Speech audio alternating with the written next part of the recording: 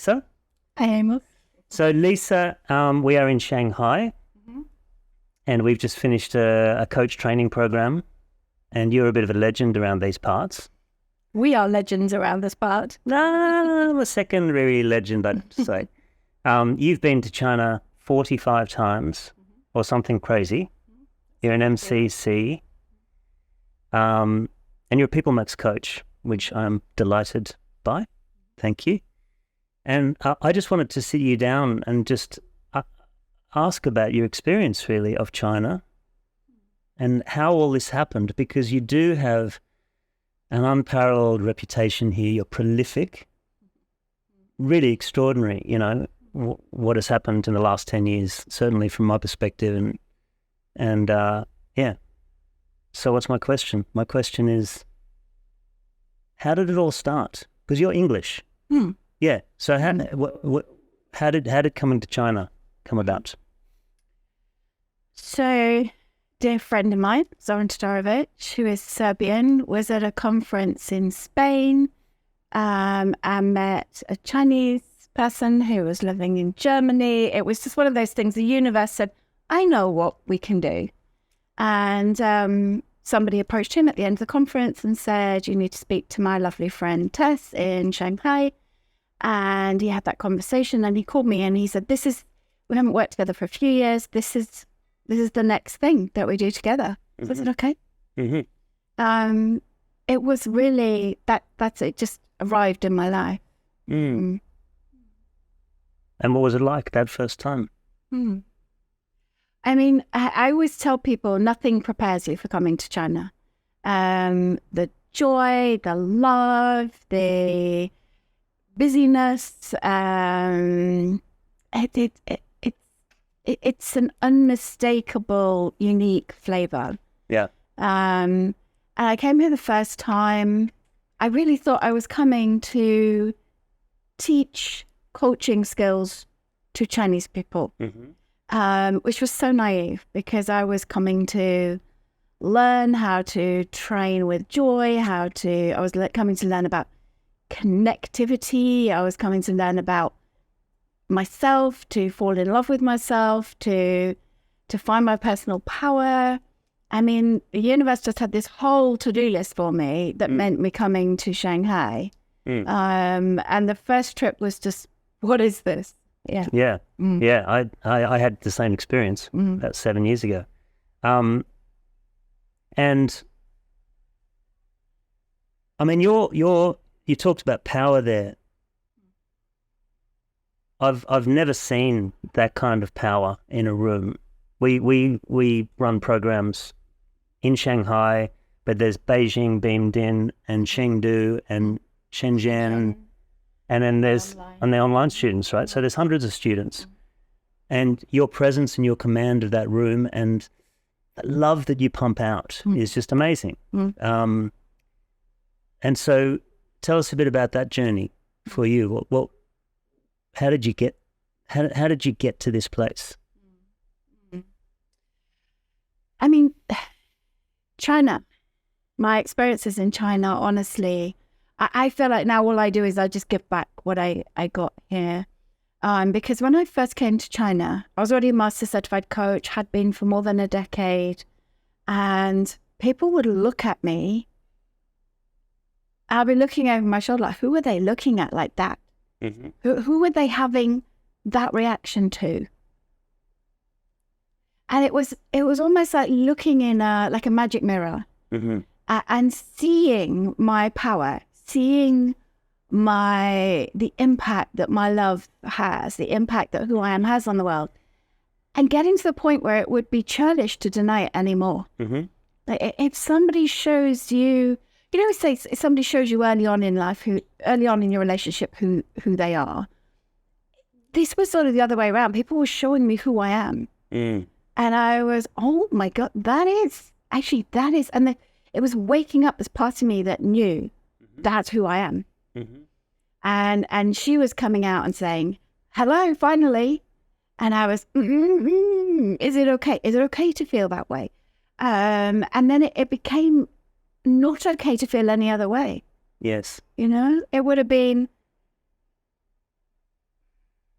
disrespectful to not own what other people were seeing.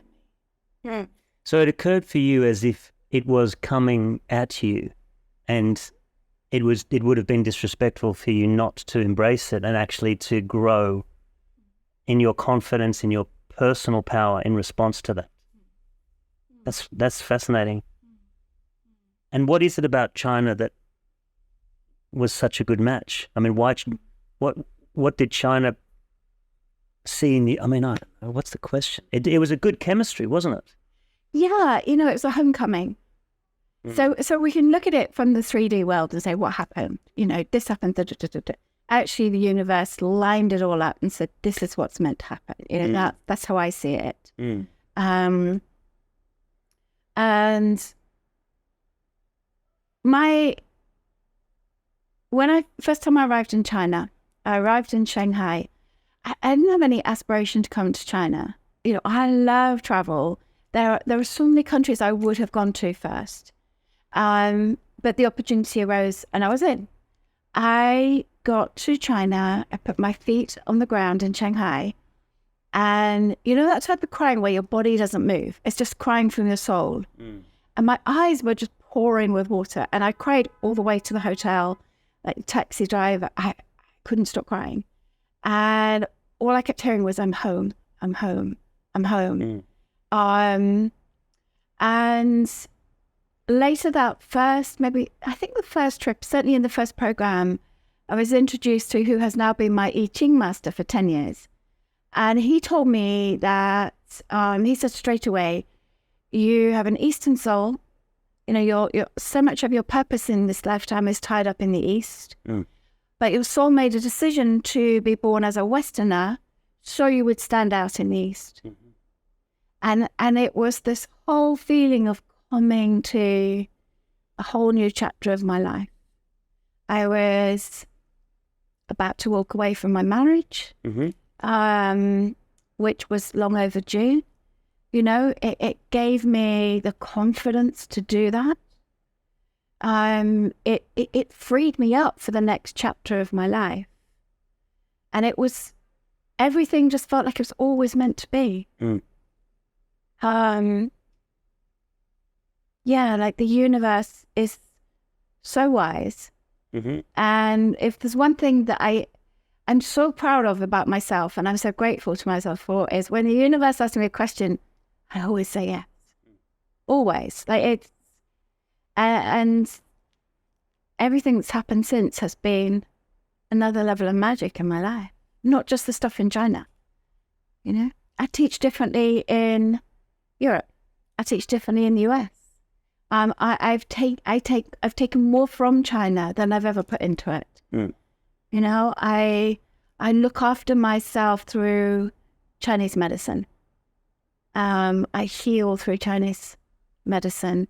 3.5 years of not being able to come here, and I was, to put on weight. I was feeling like not myself in any way. 3 trips back, and I'm immediately back to it.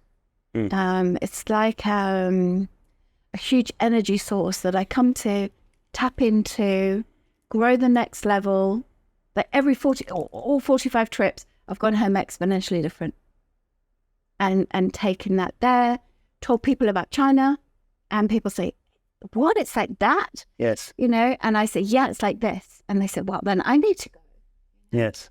And you do this because I don't know how many students you've had, maybe 10,000, maybe more. And for people who are watching this, it's very hard to describe how they respond, isn't it? And how touched they are, how moved they are, how intimate the space is actually. And there's tears and there's hugs and there's, it's quite a special and unique place.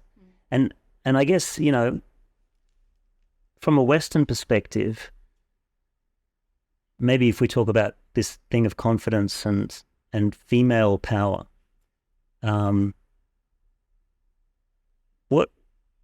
there's obviously just a fortuitous coming together in your case, but do you have any advice for women around confidence, around stepping into their power? Well, so I think the beauty of Eastern philosophy, which, you know, I've studied for a lot more than the 10 years, is that from an Eastern perspective, we know that everything is a blend of yin and yang. That yin being the feminine energy, not female energy, but feminine energy, the dark side of the mountain. It's receptive, it's nurturing, it's nourishing, it's the yolk of the egg. And then the yang energy, it's the south side of the mountain. It's the positivity, the ambition, the drive, the get stuff done piece. And most of us fall into this imbalance where we're used to doing the yang thing, you know? And even if, you know, we put on a pretty dress, makeup, shoes, whatever, and still stay in yang energy because we feel we've got to succeed, we've got to get stuff done, we've got to compete, we've got to smash the patriarchy, you know, whatever it is. But actually honoring our yin energy, allowing ourselves to receive, to be seen, to lean in and make something happen and lean back and allow what we planted to unfold. That's definitely been a huge learning for me. And it's frighteningly powerful when you do it, you know, when you're in that energy and I'm standing next to you and you're there barefoot up the front of the room and you're talking about love and you're talking about souls and you're giving people hugs and there's tears and all that kind of stuff. It's just, it's awesome. It's awesome to watch, you know, that very feminine power, you know. And it's so cool. You know, I've done training with, so this is an amazing environment, right? We've got incredible people. So many people have come on the program because they've heard about it. They've been referred onto it. So they come with an openness. And then also in the corporate field, you know, I've worked with Chinese, German, you know, many cultures of leaders. And here, the majority, like more women than men, right?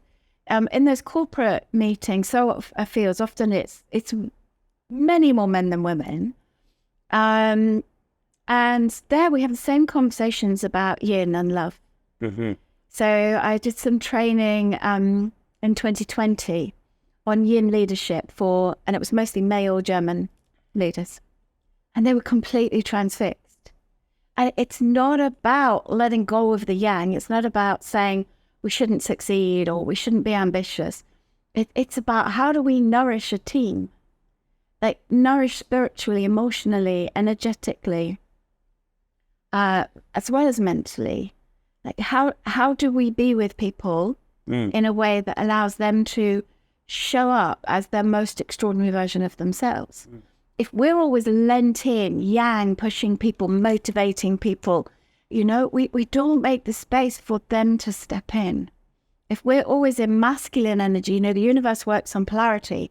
If we're always in masculine energy, other people are going to step into more feminine energy and they're going to lean back.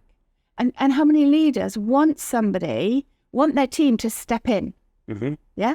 So we step in and they step back. So if we can really learn to be receptive, to nourish somebody, make the space for them to step forward. You think of that really empowering element of motherhood, which is bringing people forward in the world. You know, not mothering them, not like get your shoes on, do this, do that. That's yang energy.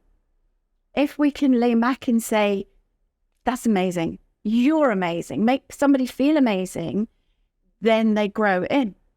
And these, you know, leaders I was working with, they were completely blown away by the idea that bringing yin energy into their own leadership would smash business figures. You know, it's not about being soft and fluffy or getting business results. You know, business is results. But at the end of the day, people want disruption in business. I honestly believe, and I've worked on this premise with many leaders, love is the most disruptive leadership style on the planet, without competition. That's beautiful, Lisa. And I get all of that. And again, I think it's easier said than done, isn't it, to go into an organization. And I think,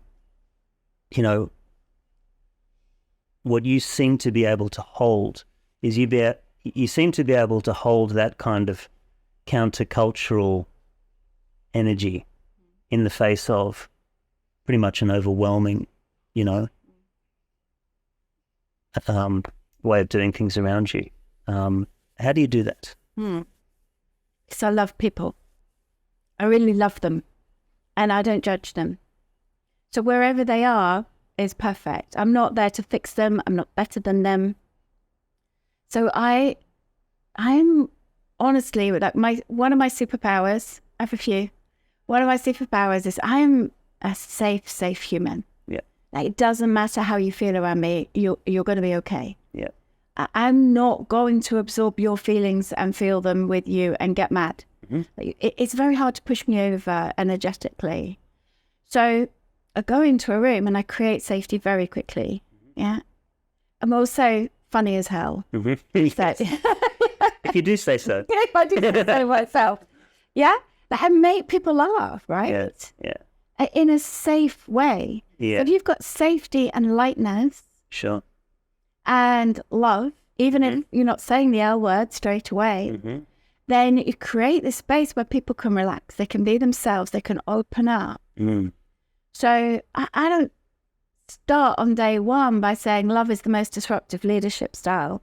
But I do, I take people into that beautiful 7th generation question. Like, what do you want 7 generations from now? What do you want people to say about this organization? That's a massive opener. To really think about the long-term impact of what you're doing. What do you want your great-great-great-great-grandchildren to be saying about you? Like, oh, great-great-great-great-granddad Amos, he worked for an organization where everyone used plastic once and chucked it in the ocean. No one wants that. Literally, even if you try and pretend you don't care, nobody wants that. What do you want them to say? And who do we need to be in this organization? How do we need to act in order to make a positive impact that leaves the world a better place? I don't think anyone doesn't want that. No. And that's the belief I hold. So that's how people show up around me. Yeah. And you back it up. You embody it, It's not just talk.